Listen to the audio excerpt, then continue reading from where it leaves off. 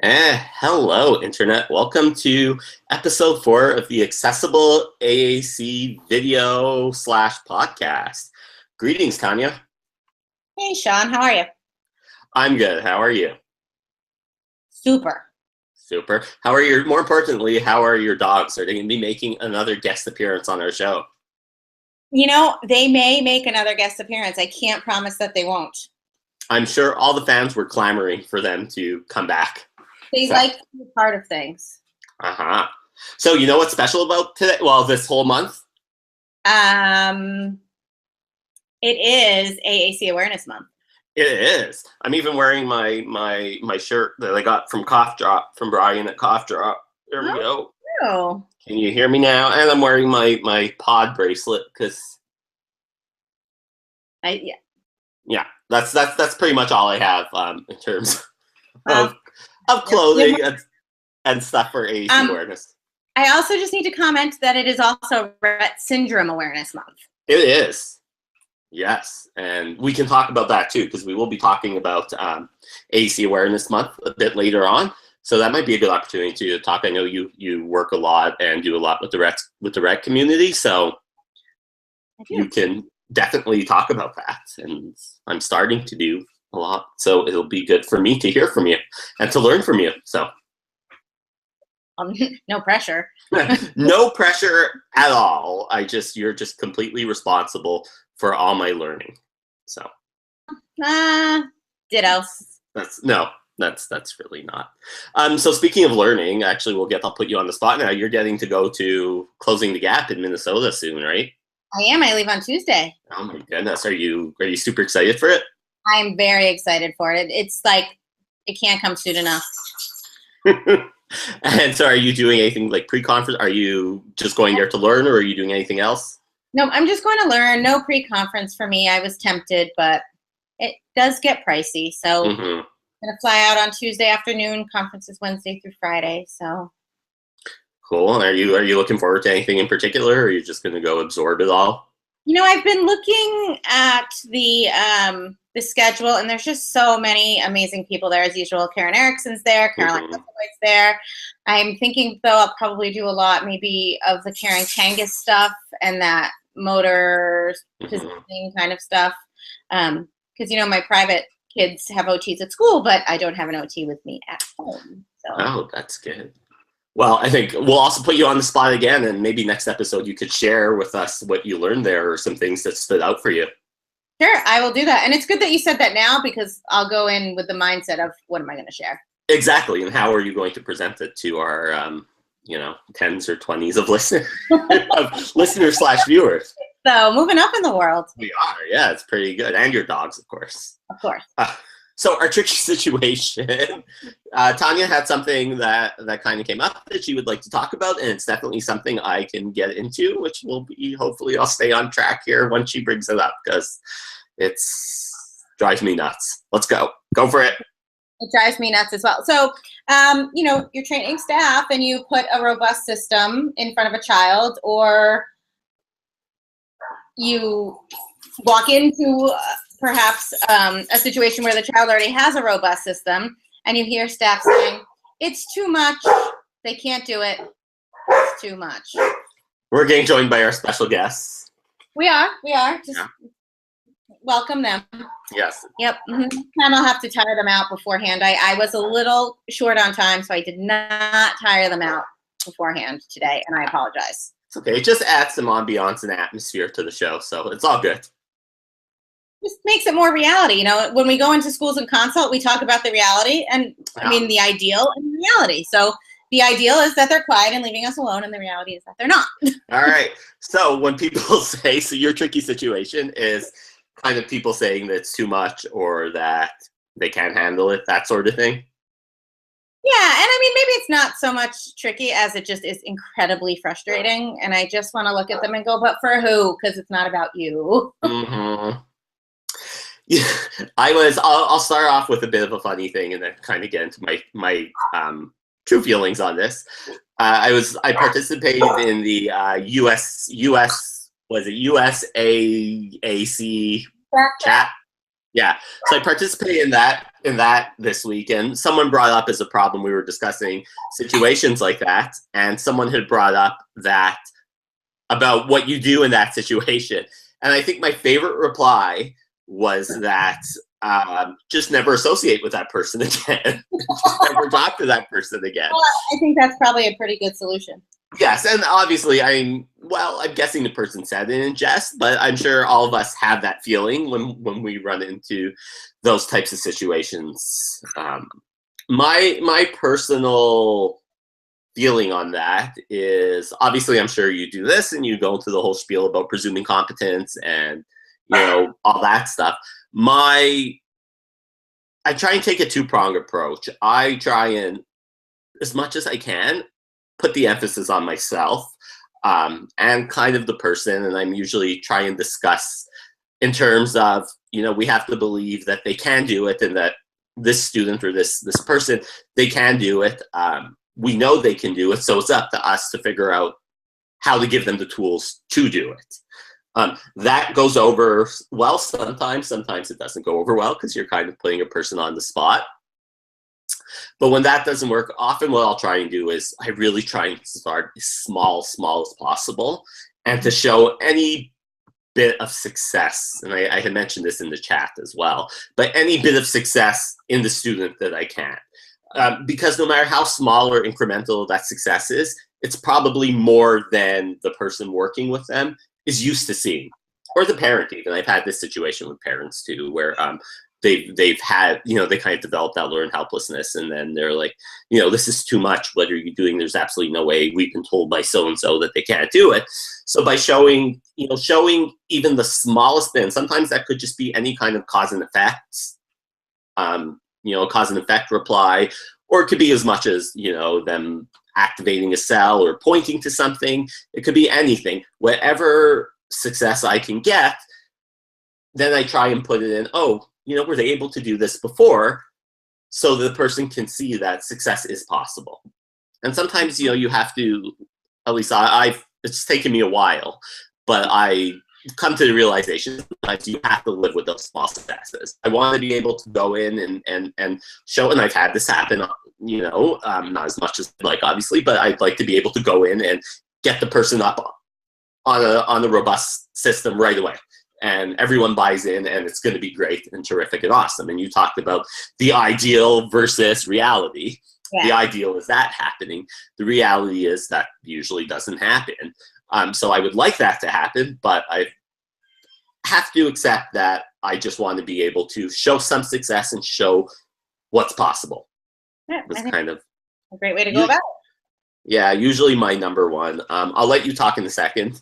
I got one more thing to bring up from this chat. It was just really, really convenient because that was, I think, one of the biggest questions that happened on this particular Twitter chat, and that someone said what's worked really well for them, and I'll admit I haven't necessarily tried this exactly, but was to get actually video samples of local users. So people who use devices who might have a similar diagnosis from where you are, and obviously get the right consents, but to be able to show this to the person you're working with or the family, and and be like, oh, look what this particular student was able to do. We're not saying that your student or your child will be able to do this, but this is kind of what's possible. So that was something. Yeah, that was something that seemed really interesting actually to me, and I just wanted to say it before I forgot. Yeah, no, I think that's a great idea. I think that can be really powerful. See it in action. Mm-hmm. So do you have anything that you've tried with that has worked with that type of thing? Or even, honestly, like we've talked about before, this is a troubleshooting thing. So like something that you might have tried that's failed, that hasn't worked? Yeah, no, I mean, I do similar to you. I always cite that Jane Corson quote. Yeah. About the, which one I mean, I'm sure. The one where, take the average child 84 years to get the input that typical kids get by 18 months old. So I always use that quote, and I always try to specify that I'm not insinuating that those kids are only getting their system in speech and language, but I more use that quote just to kind of emphasize the importance of the input and how important and how long input can take. Mm-hmm. And I do, I do try to explain the importance of keeping the grid size big, even if we have to hide button. So maybe I have a kid that can do more than, you know, other people are thinking, but if I can at least get them to keep the grid and hide buttons by explaining the importance of maintaining location and not having to relearn it, at least that's a starting point. And I seem to understand it from that perspective. Sometimes I say, I hear you. It does really seem like a lot. You know, when I first started out in speech pathology 13 years ago, I mean, even at that point, it was a lot of, you know, you start with 4 choices and you start with 8 choices and then you build up. And, you know, intuitively, I think that does make sense, and then kind of go into how it's shifted and why we look at it that way. And so try to validate, you know, where their perspective may be coming from, and then just try to kind of shift the thinking through there. So yes, I forgot what you were saying because I got so. Oh, I'm definitely going to cut this out before I put it live. Yes. Okay. So we were talking about that whole.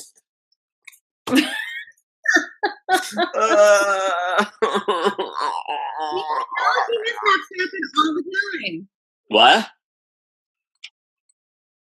What did you say? Technology mishaps happen all the time. They do. The reality versus the ideal. You see what I'm saying? Yeah, the ideal would have been this would have gone smooth. The reality is there was a horrible technology mishap, and you may have heard me snorting and laughing and sounding like I'm preparing early for Halloween. You're not? No, I haven't started yet. Yeah. All right. Well, we have had that little discussion. Let's go on to our therapy activities that we want to discuss this episode. That's a great idea. All right. Shall I get started so I can try and reset my mind here? Please do, because I'm going to pull up something to show for mine. So. All right. The one I want to talk about, and I feel like Tanya actually mentioned this last week or last episode or episode before, but Tar Heel Reader gameplay or Tar Heel gameplay. I'm not sure what it's called, but even though I'm not sure. What? Tar Heel Reader and Tar Heel gameplay are 2 different things. Yes, but they're from the same people. Oh, I thought you were saying you weren't sure if it was one website or No. I want to talk about Tar Heel gameplay. But I wasn't sure. Ignore me. I wasn't sure if it was Tar Heel Reader gameplay or Tar Heel gameplay or what. Okay, so it's this companion website to Tar Heel Reader, which I'm sure everyone's familiar with. Tar Heel gameplay. Tar Heel gameplay basically lets you take any kind of video or motion, whatever it might be, and create some sort of moving visual activity is the best way to do it, because it's not really a game, but you can make it into a game. So what I've done a lot is doing core words with it. Like go and more and stop, and using like concepts like fast and slow and big and little. So you could go to YouTube, find this video that you want, and then plug it in there. And then let's say, I think the famous one is, I think maybe the first one that was on there, and the first thing that I ever used was like let it go from Frozen. So it plays, and every time you let it pause right after let it, and then you can go to make it play some more. Oh, I like that idea to use go in there. And that was like one of the first videos that I think I saw in there. I didn't do it, but I did this one where I found a video game from a long time ago, a play of it on YouTube, and it was just car races, and the cars would go really fast down the stretches, and through the turns they would go slow. So anytime it entered and started in a stretch, it would pause and then fast would come up. So they would have to do fast on their devices, and anytime it entered the turn, it would do slow. And you made that one? I made that one. Wow. Yeah. So I think it might. I think it's on there. I'm not sure. Things have to be on there. how you share them. I don't know. I feel like I don't necessarily share them. If I do, it might be on there. It might not. But I will try and actually share it if I haven't done that. I would love that. Yeah. But it's a great site, and all you do is you can. I think I've definitely seen people do more fancy things where you can plug in graphics and stuff. I think I don't know how to do that. I've just done where you just flash the word go or flash the word more or things like that is all I've ever done with that. Yep. But I definitely urge everyone to, next time you're at Tar Heel Reader, just click, there's a link when you go to the site with Tar Heel Gameplay. Go have a look on there. There's lots of music ones are the really big one on there. But there are all sorts of other stuff too, and you can make your own things, and it's super easy and so motivating, super motivating. Yeah. Awesome. That's what I got. What's yours? What fancy schmancy thing did you pull up on your iPad this time? Well, I was going to go with my book activity, but instead I'm just not very exciting. So it's fall, and fall is my favorite season for therapy activities. I couldn't decide which one to talk about. It's not that exciting, but we had fun. So we watched some little Apple songs on YouTube, and then we decided to make apple pie. Apple pie. So I had my recipe. And then we read the recipe together, tracking print left to right. And then, so the ingredients are graham crackers, that disgusting apple pie filling that you buy in a can. So gross. And whipped cream. So we explored each. We put it into our apple pie cup. And so we used some descriptive words. We focused a lot on describing words. The graham crackers were crunchy. They were square and rectangle. The whipped cream was slimy and sticky and wet and yucky. And what kind of cream are you doing? This is whipped cream. If you put whipped cream and you play in it, it gets like sticky on your hands and stuff. But yucky? It's whipped cream. Okay, go. Sorry. It feels, I don't mean to interrupt. We're talking about texture, feel, not taste. Okay. All right. Okay. And then the apple pie stuff in the can was also wet and sticky and slippery. Okay. So, but it's, they're words we don't really focus on a lot if we're just reading a book or something like that. And she was super into it, and she just wanted to really be eating it. And so, obviously, right, despite the descriptors you're teaching her. But right. So then, after we explored each thing, we tasted it, and we were able to talk about more descriptors at that point. Yummy, sweet. So it was really fun, and she got super into it. Well, where is she? There she is. So she's going to town. She loved it. She's pretty quiet. So it was nice to see, getting some language out of her, because she was into it and she really liked it. And we made a giant mess. So then we talked about messy and we need to clean. So there were a lot of descriptive words, and to descriptive words like in books or toys we're playing with, big and little. So it was fun to find a meaningful way to bring in some other descriptors that you might not otherwise talk about. Especially, trying to go beyond just talking about mealtime descriptors at mealtime.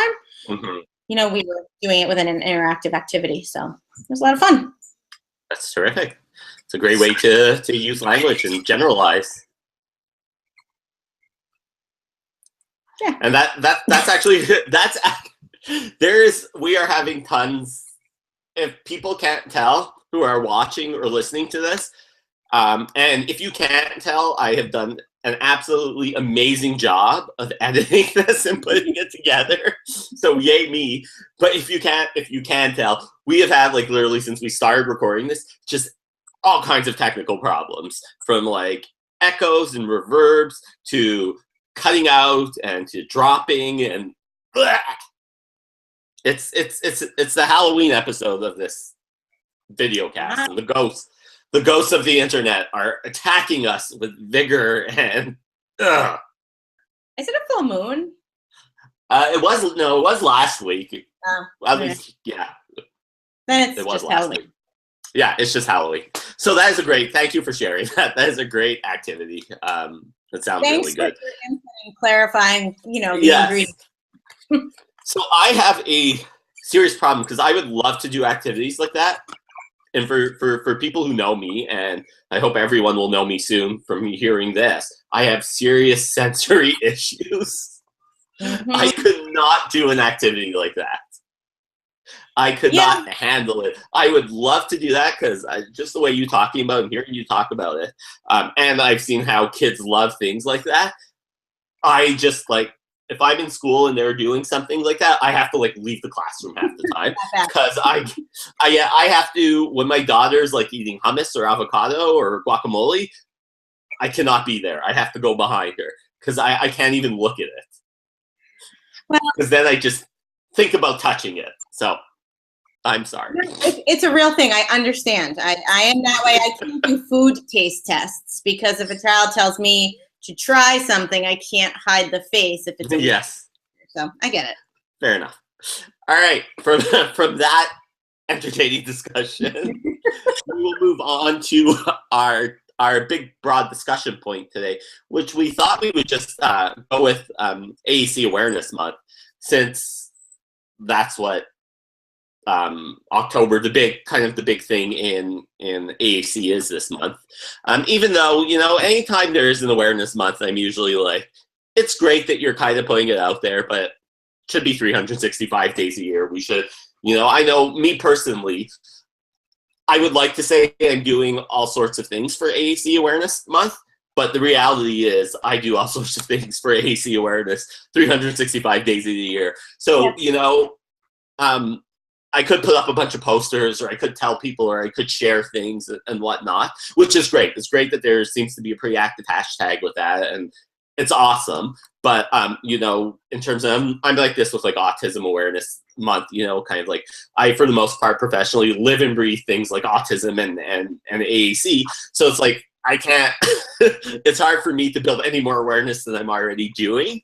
But that doesn't mean there aren't extra steps we can go and do, and so. Yeah. Absolutely. That makes a lot of sense. And, it's hard because, I hate to say this. I think awareness is great. I think it should be 365 days a year. I also feel like there's an awareness month for literally everything under the sun, which makes it a little hard to kind of take it. Yeah. Yes. My Google Calendar, for whatever reason, comes up with the most obscure awareness months and holidays from all over North America. I think I have National Ketchup Day or something pops up on there, the most ridiculous things. And it's true, there is, but it is important for times like this to talk about it. And we were going to talk about this later, but I'll just mention it quickly. This episode is probably coming out the 14th or 15th of the month, so we apologize about the lateness of it. We were initially going to talk about the companies. People like PRC and Satillo and Toby and all the other companies, they do for the awareness part of it, they put lots of stuff on sale and they really try and get those sales out there to people. And it is a great opportunity. I know of professionals, like myself included, who wait particularly for this time of year and the week in April that companies put things on sale, I think, for Autism Month, because they put things on sale for 50% off or 75% off or however much. So it is a great opportunity for things like that to really build, to get more people interested in the technology and the things that are out there, and to build capacity with people who might not have been able to afford something, right? So there definitely is a plus to it. There are lots of pluses to it, actually. Absolutely. Yeah. One of the things that I have noticed anyway, and again, in terms of building awareness and what you're doing for it, I think the stuff that Carol Zangari does with Practical AAC, there's so much on there. There's no one else really needs to do anything. Well, it's true. It's amazing the stuff she puts on there, and it's easy stuff. Yeah. It's not something you have to make a big production out of, or that's going to take a ton of planning. And I think that's really important too, is for it to be stuff that's easily doable, and that's what she provides us, really. For sure. For sure. Yeah, so definitely to check out, I'm sure everyone knows this, but practicalaac.org is the website, practicalaac.org is the website, and there are tons of activities. I think each week she has like a list of a whole bunch of new stuff on there. So definitely be checking that out all month. Don't just go now and check it out. You know, go next week, go every few days to do it. Sign up for the her mailing list is the way I like to do it best. So you get your updates once a week with everything that's on there, and yeah, it's a terrific resource. Not just for this month, obviously, for all the time. Well, that's what I was going to say. And the AAC awareness activities that she's been posting, keep them in mind throughout the year, because I think her first week was hands-on activities that you can do to bring AAC awareness. So how relevant, how wonderful would that be if you're doing a training or training a staff or trying, you know, I think those are so powerful. So, you know, remember that they're there year round. And I think she also just had one recently about doing stuff in the classroom or in the school, celebrating AAC awareness. I think that was a few days ago. So, you know, for those of you who are working in schools, which again, that can definitely be a really nice place to build that awareness. So, you know, people coming in or people who might not necessarily work just in AAC, they can, you know, develop those skills as well and see how we can work with that.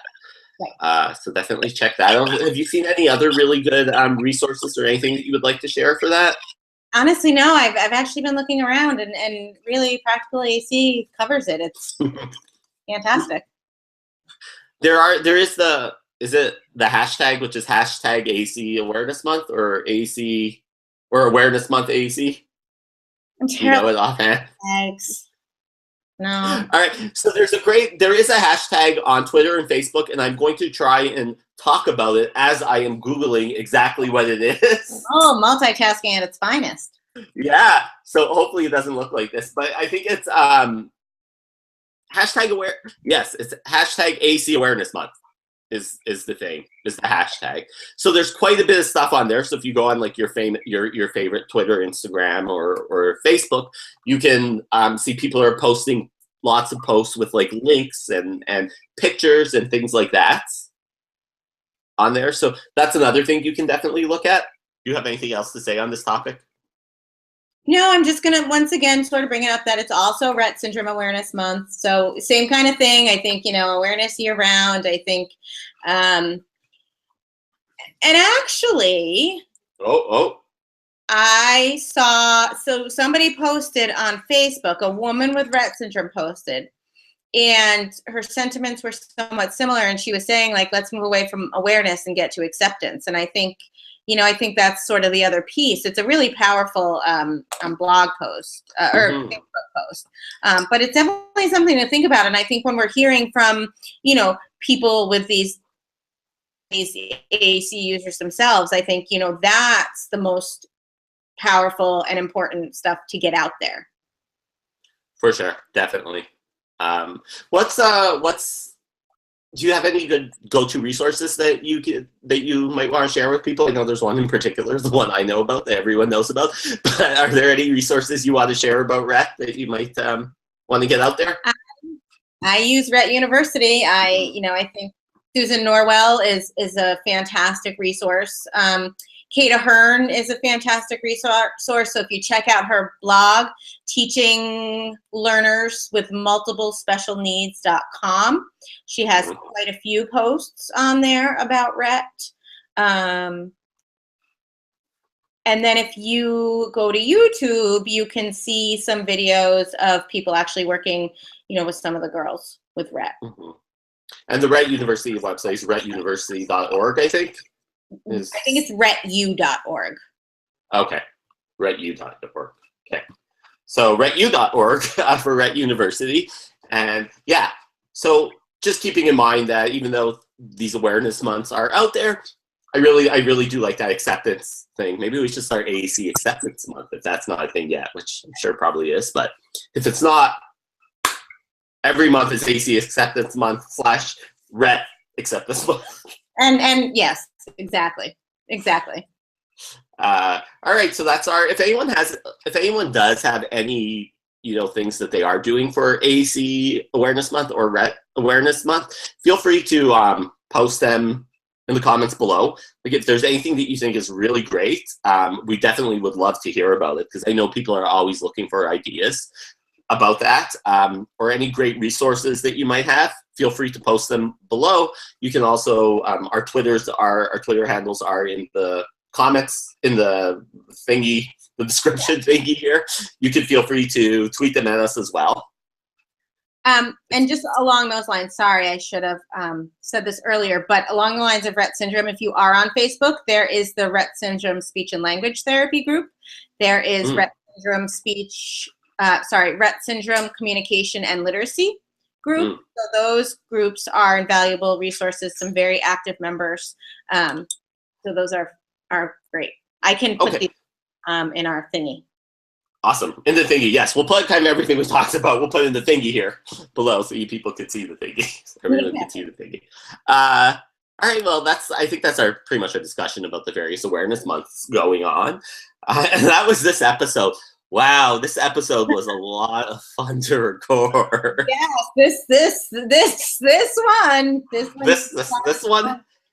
This one has been a thing that has happened, and looking back on the history of the Accessible AAC videocast, we might not look on episode 4 as our proudest moment.